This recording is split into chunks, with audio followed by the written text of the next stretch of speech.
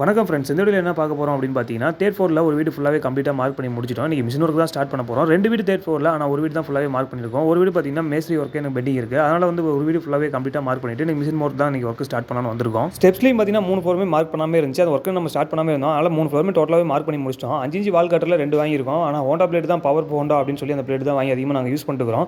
நீங்கள் எந்த பிளேட் வாங்கி யூஸ் பண்ணீங்கன்னு சொல்லி கீழே மறக்காமல் கமெண்ட் பண்ணுங்கள்.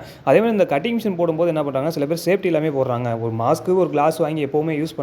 நம்மளுடைய சேஃப்டி தான் எப்போவுமே நமக்கு ஃபஸ்ட்டு. நிறைய பேர் பண்ணுற தவறு என்னன்னா, ஒரு கிளாஸும் ஒரு மாஸ்க் மட்டும் வாங்கி நிறைய பேர் வாங்கி யூஸ் பண்ணவே மாட்டேங்கிறாங்க. கட்டிங் மிஷின் கொடுத்தா போதும், நாங்கள் அப்படியே வால் எடுத்து கட் பண்ண ஆரம்பிச்சிடறோம் அப்படின்னு சொல்லி நமக்கு எந்த சேஃப்டியும் இல்லாமல் அப்படியே மிஷின் போட்டு கட் பண்ண ஆரம்பிச்சிடாங்க. அப்படி போடும்போது இந்த டஸ்ட் எல்லாமே நம்ம உடம்புல தான் ஃபார்ம் ஆகும். அப்படி ஃபார்ம் ஆகும்போது என்ன ஆகுதுன்னா, நாளாக நமக்கு டஸ்ட் அலர்ஜி அப்படின்னு சொல்லி அந்த உடம்புல ப்ராப்ளம் உண்டாகும். அதனால் மேக்ஸிமம் என்ன பண்ணுறீங்கன்னா, மாஸ்க்கு கிளாஸ் எல்லாம் வாங்கி ஒர்க்கை கொஞ்சம் சேஃப்டியாகவே பண்ணுங்கள். இன்றைக்கி ஸ்டெப்ஸ்லையும் அதே மாதிரி அந்த வீடியோ எல்லாமே டோட்டலாகவே இன்றைக்கி மிஷின் போட்டு கம்ப்ளீட் பண்ண போகிறோம். கம்ப்ளீட் பண்ணிட்டு நாளைக்கு தான் ஒர்க்கை ஸ்டார்ட் பண்ண போகிறோம். ஸோ இந்த வீடியோ எப்படி பாருங்கள், மறக்காமல் கமெண்ட் பண்ணுங்கள். உங்கள் better marks light. Thank you friends.